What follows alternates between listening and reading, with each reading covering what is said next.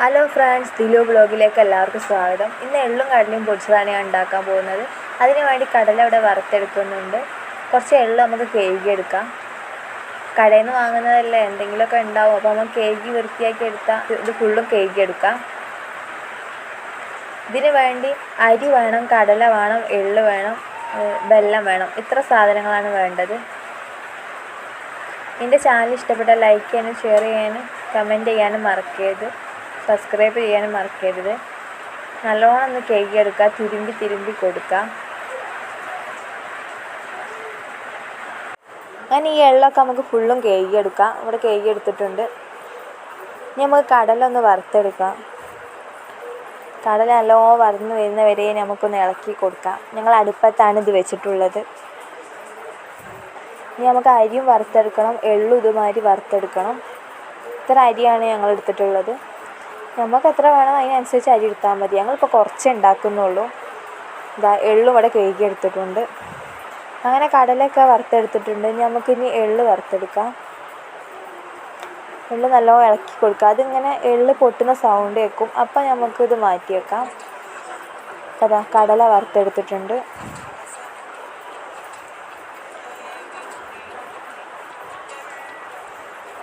ഇനി എള്ളും നല്ലോണം വറുത്തെടുക്കാം. അത് കഴിഞ്ഞിട്ട് നമുക്ക് അരിയും കൂടി വറുത്തെടുക്കാം.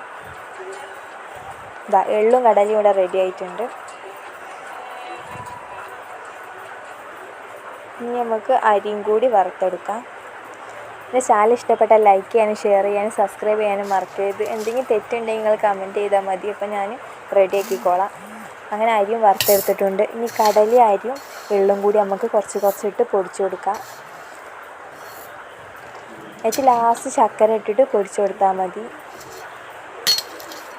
എത്ര മധുരമാണോ അതിനനുസരിച്ച് ഇട്ട് കൊടുത്താൽ മതി. ഞാൻ ചെറിയൊരു ഉണ്ട കഷ്ണമാണ് ഞാൻ എടുത്തിട്ടുള്ളത്. ഒരു ഉണ്ട ഫുള്ള് എടുത്തിട്ടുണ്ട് ശർക്കരേൻ്റെ. ഇനി നമുക്ക് അരിയും കൂടി പൊടിച്ചെടുക്കാം. പൊടിച്ചെടുത്താൽ ചെറിയൊരു കട്ട മാതിരിയൊക്കെ ഉണ്ടാവും. നമ്മൾ നല്ലോണം കയ്യിൽ വെച്ച് ഒന്ന് ഇളക്കി കൊടുക്കണം. ആ കട്ടയൊക്കെ പൊടിച്ചെടുക്കണം. കടല വല്ലാണ്ട് അധികം പൊടിച്ചെടുക്കണ്ട, ചെറിയ കഷ്ണം ഉണ്ടായിക്കോട്ടെ, കടിക്കുമ്പോൾ രസമാണ്. അങ്ങനെ ശർക്കരയും ഒക്കെ പൊടിച്ചെടുത്തിട്ടുണ്ട്. ഇനി എല്ലാം കൂടി ഒന്ന് മിക്സ് ചെയ്ത് കൊടുക്കുക. കുറച്ചും കൂടി ശർക്കര പൊടിക്കുന്നുണ്ട് ഞാൻ.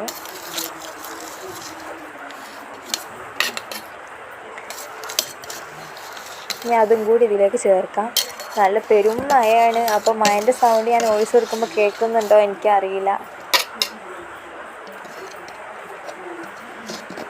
ഇതൊക്കെ ഇട്ട് നല്ലോണം ഒന്ന് ഇളക്കി കൊടുക്കാം. വേണമെങ്കിൽ കൈ വെച്ച് ഇളക്കിയാൽ നല്ലതാണ്. നല്ലോണം പൊടിഞ്ഞ് കിട്ടും. ഈ കട്ട പിടിച്ചതൊക്കെ നല്ലോണം ഇളക്കി റെഡിയാക്കി എടുക്കാം.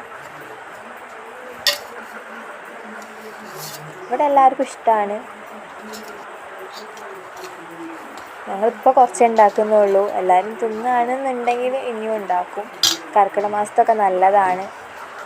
ഇനി കർക്കിടകക്കഞ്ഞിയൊക്കെ ഉണ്ടാക്കണം. എല്ലാവരും കർക്കിടകക്കഞ്ഞിയൊക്കെ ഉണ്ടാക്കി കുടിച്ചോ. ഇനി ഇതൊക്കെ നമുക്ക് ഡപ്പിയിലിട്ട് വെക്കാം.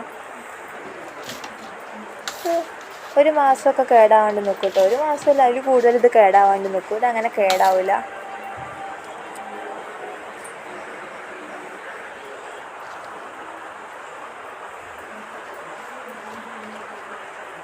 ഇനി ഇത് മൂടി നമുക്ക് എടുത്ത് വെക്കാം. ഇവിടെ കുറച്ചെടുത്ത് വെച്ചിട്ടുണ്ട് എല്ലാവർക്കും കൊടുക്കാൻ. അതൊന്ന് ടേസ്റ്റ് ആക്കാൻ എല്ലാവർക്കും ഒന്ന് കൊണ്ടുപോയി കൊടുക്കാം. ആദ്യം തന്നെ നമുക്ക് ഹസ്ബൻഡിന് കൊടുത്തു നോക്കാം. ഹസ്ബൻഡിൻ്റെ അഭിപ്രായം എന്താണെന്ന് നോക്കാം. കട്ടൻ ചായ ഇതും കൂടി കൊണ്ടുപോയി കൊടുത്തിട്ടുണ്ട്. എന്താ പറയുന്നത് നോക്കാം.